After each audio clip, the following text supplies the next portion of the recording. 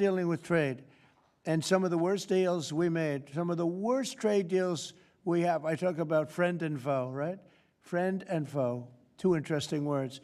Some of our worst trade deals were not with the foe, they were with the friends. Our friends were just killing us on trade. Not anymore, not anymore. We're taking in trillions of dollars, and we're respected. And we're settling, through trade, even a little bit here, less here than on some, but through trade, I got things settled. With India, Pakistan, I think it was trade more than any other reason. That's how I got involved. I said, I don't want to be dealing with countries that are trying to blow up themselves and maybe the world. They're nuclear nations. That was a big one. Getting that one settled, I think you'd agree, that was a big one. And they were going at it, they were shooting airplanes out of the sky. 5 or 6 planes got shot down in their last little skirmish, and then it was going to escalate from there. And that could have gotten to be very, very bad. Now, I want to save a lot of lives. I love saving lives. That's what it's about. And when you save lives, you really end up having a peaceful world. Usually that ends up pretty well. I want to thank everybody, but in particular these two great leaders for having the courage to do what they did today, and they're going to go down in the history books. And it's a great honor to be involved. Thank you very much.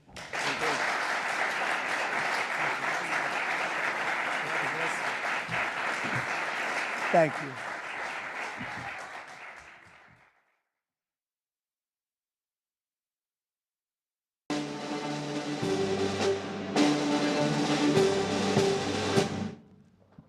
Ladies and gentlemen, the President of the United States, accompanied by the President of the Republic of Azerbaijan and the Prime Minister of the Republic of Armenia.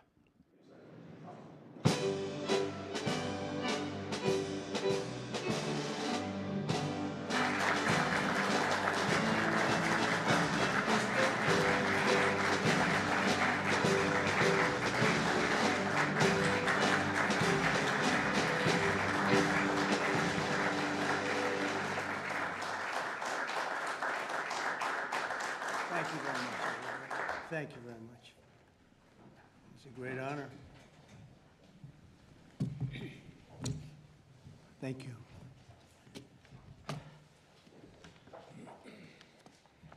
It's a long time, 35 years.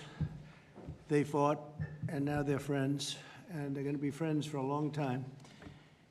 But it's a big, beautiful honor to welcome everyone to the White House for this very historic peace summit between Armenia and Azerbaijan. It's really a great thrill for me. I love seeing good people get together, and that's what you have. You have two great leaders.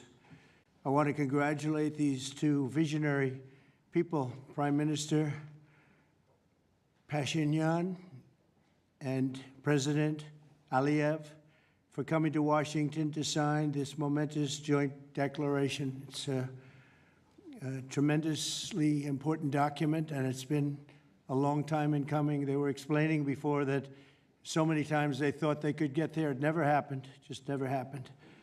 I also want to thank Secretary of State Marco Rubio, Special Envoy Steve Witkoff, and their teams at the State Department. And I see that we have Chris Wright outside and Senator Steve Daines sitting right here. Thank you, Chris. Thank you very much. And Steve, thank you very much. And we have some other wonderful dignitaries, including the dignitaries from your country. But they provided tremendous diplomatic assistance. And Marco, congratulations. It's a big thing. Keep going. You've got many jobs. And then, of course, you would say Steve was quite influential. I call him Henry Kissinger, who doesn't leak. For more than 35 years, Armenia and Azerbaijan have fought a bitter conflict that resulted in tremendous suffering for both nations. They suffered gravely for so many years. Many tried to find a resolution, including the European Union. The Russians worked very hard on it, never happened. Sleepy Joe Biden tried, but you know what happened there. He tried for probably 12 minutes and didn't work out.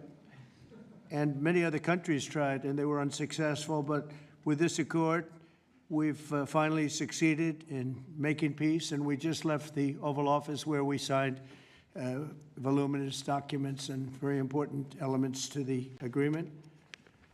The country of Armenia and Azerbaijan are committing to stop all fighting forever, open up commerce, travel, and diplomatic relations, and respect each other's sovereignty and territorial integrity, so importantly. And I just spent a lot of time with these two men. I think they're going to have a great relationship. You want to know the truth? They didn't see each other that much, but they probably will. I think they're going to have. I think you two are going to have a great relationship. I have no doubt. And if you don't, call me and I'll straighten it out. Okay. Very importantly, we have also resolved the key issue that foiled previous negotiations. This declaration establishes what they are calling a great honor for me. I didn't ask for this. The Trump route for international peace and prosperity, which is a special transit area that will allow Azerbaijan to get full access to its territory of Nakhchivan while fully respecting Armenia's sovereignty. So they're going to be able to really live and work together, and it's amazing. So that's a very important territory, I guess, very special territory to you, and now they work together. Armenia is also creating an exclusive partnership with the United States to develop this corridor, which could extend for up to 99 years. And then they promise in 99 years they'll extend it, right? You'll promise. But we anticipate significant infrastructure development by American companies. They're very anxious to go in to these two countries, and they're going to spend a lot of money, which will economically benefit all three of our nations. This is incredibly positive news for the future of the entire region, and it's a very important region, as you know. Additionally, the U.S. is signing a bilateral agreement with both countries to expand cooperation in energy, trade, and technology, including AI. And in terms of energy, Chris is here representing our country, and there's nobody better than Chris Wright. And Chris, I understand it's very fertile. It's a very fertile area. So I appreciate everything you've done. You've done amazingly well. We've got the gasoline prices coming way down from where they were. And it's really been something to watch. We are drilling like we haven't drilled in many years. I guess I could say ever before, and we just started. We're also lifting restrictions on defense cooperation between Azerbaijan and the United States of America. The president, that's a big deal. Is that important to you? I think so. That was pretty good. They're very happy about that. So am I. As president, my highest aspiration is to bring peace and stability to the world. Today's signing follows our success with India and Pakistan. They were going at it. They were going at it big, and they were great, two great leaders that came together just prior to what would have been a tremendous conflict, as you know, a nuclear conflict probably.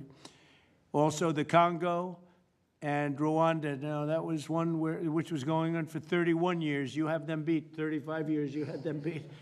But that was going on for 31 years, and we have it all done, and people are very happy. That was a rough one. That was nasty. 7 million people that they know of died. Also, just recently, Thailand and Cambodia, that was one that was just starting. That 2,000 people were dead on the border, but it was just starting. And I was talking to one of the two nations on trade, and I said, I'm not going to sign a trade deal if you guys are going to fight. And I got the other one. And again, great leadership, Thailand and Cambodia. And before it got started, beyond that first couple of days, we stopped the war. And they've had wars periodically, very much as you two have had long-term wars. And we got it stopped. And the two, again, I find in all cases, they're great leaders. If they didn't agree, I would say they're lousy leaders, to be honest with you. But they did agree. And so Thailand and Cambodia, Serbia and Kosovo, we got something stopped that was ready to start. We didn't like that one. We didn't like it at all, and we saved a lot of lives. And numerous others. In addition, as you know, we took out the nuclear capability of Iran. And to use a term that people tried to dispute without any knowledge, it was obliterated. That's been confirmed by the Atomic Energy Commissions, everybody, that's totally obliterated. They might try again, but they're going to have to try a new site. because they are, and I want to just say our military, we have the greatest military in the world. We have the greatest equipment and military manufacturing anywhere in the world, nobody even close. And that sort of proved it. So getting rid of that threat from the Middle East was very big. And I think a lot of people are going to be joining right now the Abraham Accords. It's going to be very important. So hopefully we're going to have many more successes. I hope we're not going to have too many more in this field, because hopefully we're not going to be seeing too many more wars. But I came in and this whole world was on fire. All these things were sort of happening. We've only been here for 6 months. The world was on fire. We took care of just about every fire, and we're working on another one that you're reporting on very strongly with Russia, Ukraine, and we'll have some more information for you a little bit later. But I want to ask these two very special people. Again, I've gotten to know them. They're very special people, and I think they have the potential to have a great personal relationship, which is always good, but also a great just relationship. And if I might, may I ask you to say a few words, sir? Thank you very much, Mr. President. First of all, thank you for invitation. It's a big honor to be invited by the President of the United States for this historic event. Actually, we are writing a new history in a bilateral interstate relationship between the United States and Azerbaijan. We are starting the path towards a strategic partnership. The Charter on Strategic Partnership will be elaborated within several months, and that is a historic achievement for Azerbaijan, because to be in the format of strategic partnership with the greatest country of the world is a great opportunity and also a very big responsibility. And this strategic partnership format embraces so many important areas: mutual investment, trade, energy, connectivity, transit, AI, defense sales, counterterrorism. So all these areas where we had and hopefully will have very active cooperation in the future. So it opens a lot of opportunities for Azerbaijan to continue its path of development, to diversify its economy, to keep unemployment low as it is today, and to look to the future with great optimism. Also, I'm very grateful to Mr. President that he today lifted the restrictions which have been imposed on Azerbaijan back in 1992, just only 1 year after Azerbaijan restored its independence. These restrictions have been imposed on us. So after 33 years, these restrictions have been lifted just today. So really, it's a day which will be remembered by the people of Azerbaijan with a feeling of pride and gratitude to President Trump for his attitude to Azerbaijan, for his vision, for not only for our region. We were exchanging views today, and I said that within several months he managed to put an end to conflicts in Asia, in Africa, and now in Southern Caucasus. What we could not achieve for more than 30 years. We had to sacrifice lives. We had to fight two very bad wars with a lot of casualties. And if not for President Trump and his team, and our great friend, Mr. Witkov and his team, probably today, Armenia and Azerbaijan would have been again in this endless process of negotiations. So really, it's a historic day. We are today establishing peace in the Caucasus, which will open great opportunities, not only for our region. And as President Trump correctly mentioned, the Trump route for international peace and prosperity, which will create new connectivity lines, which will lift the walls, and which will create connectivity opportunities for so many countries, with investments, with prosperity, with stability. You know, Azerbaijan and Armenia, we became independent at the same time as a result of the collapse of the Soviet Union. But at that time already, we were at war. So we lost a lot of years just being preoccupied with wars and occupation and bloodshed. So today, historic day, also because we bring peace. President Trump brings peace to Caucasus, and we're grateful for that. And I'm sure that Armenia and Azerbaijan will find courage and responsibility to reconcile, and also the people will reconcile. We will turn the page of standoff, confrontation, and bloodshed, and provide bright and safe future for our children. So I'm very happy because today we're writing the great new history. And once again, Mr. President, thank you for all what you are doing for us, for our region, and for the whole world.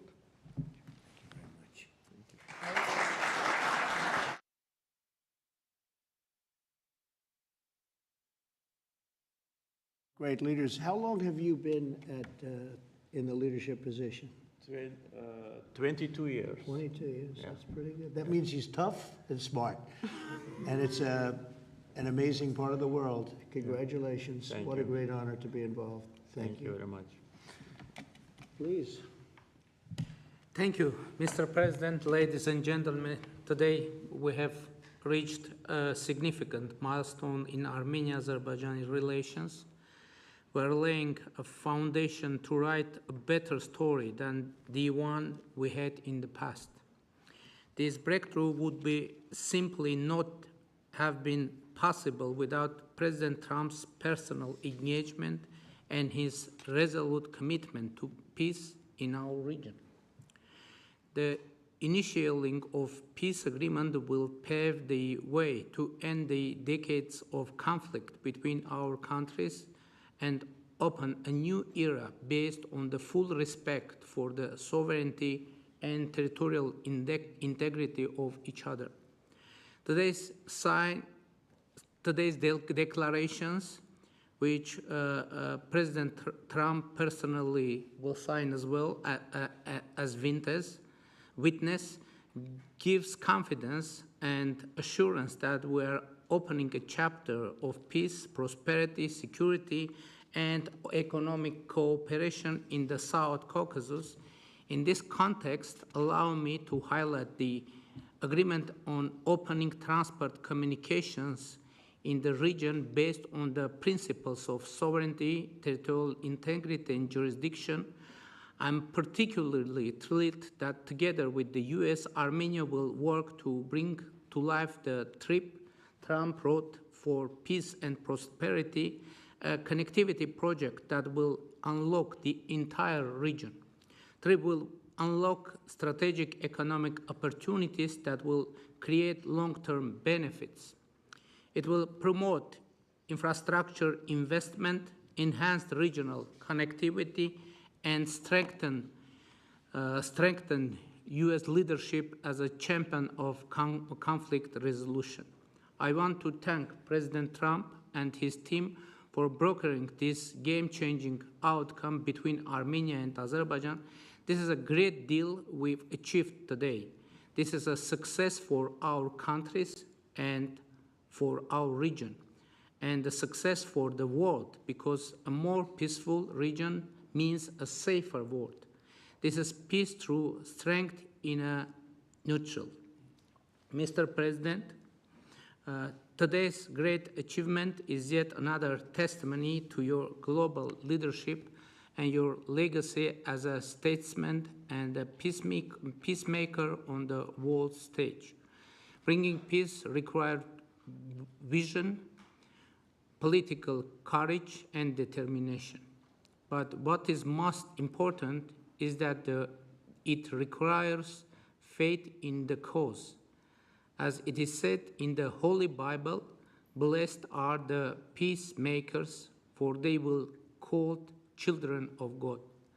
May God enlighten this way. Thank you, and my congratulations to all of us, President Aliyev, to you, to all of us, colleagues from Azerbaijan, Armenia, United States, and all the people of our region, all the people of our countries, and my congratulations to the world, because, as I said, it will definitely make the world a better place.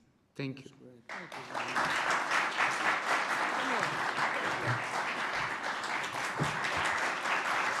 you. President of the United States, the President of the Republic of Azerbaijan, and the Prime Minister of the Republic of Armenia will now sign the joint declaration on the outcomes of the Trump Route for International Peace and Prosperity Summit. That's really They will beautiful. sign 3 copies in English. The President of the United States signs as a witness to the President of the Republic of Azerbaijan and the Prime Minister of the Republic of Armenia, affirming their path to peace, stability, and prosperity. We kindly ask that all guests remain seated for the signing of the documents.